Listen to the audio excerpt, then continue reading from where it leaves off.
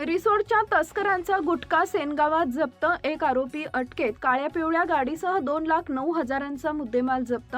सेनगाव ते रिसोड रोडवरील सुलदली फाट्याजवळ सेनगाव पोलिसांनी सापळा रचून दिनांक 9 जुलै गुरुवार रोजी सकाळी 10:30 वाजताच्या सुमारास प्रतिबंधित गुटख्याची चोरटी वाहतूक करणारी एक काळी पिवळी गाडी पकडली। या धडक कारवाई 2 लाख रुपयांपेक्षा जास्त किमतीचा मुद्देमाल जप्त केला असून एका संशयित आरोपीला अटक करण्यात आली आहे। गुरुवार 9 जुलै 2026 रोजी सकाळी 10:30 वाजताच्या सुमारास सेनगाव पोलिसांचं पथक सुलदली फाट्याजवळ गस्तीवर होते। यावेळी संशयास्पद वाटणारी काळी पिवळी महिंद्रा मॅक्स गाडी क्रमांक MH 37B3754 रिसोडकडून सेनगावकडे येताना दिसली। पोलिसांनी गाडी थांबवून तपासणी केली असता त्यात शासनानं बंदी घातलेला आणि मानवी आरोग्याला घातक असलेला सुगंधित गुटखा व तंबाखूचा साठा आढळून आला।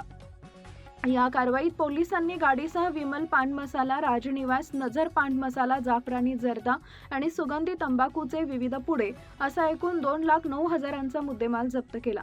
या प्रकरणी पोलीस कॉन्स्टेबल परशुराम नागरे यांच्या फिर्यादीवरून सेनगाव पोलीस ठाण्यात गुन्हा रजिस्टर नंबर 377/2026 दाखल करण्यात आलाय। गाडी चालक संशयित आरोपी विशाल सुभाष गंगावणे राहणार आगरवाडी, तालुका रिसोड, जिल्हा वाशिम याला पोलिसांनी अटक केली आहे।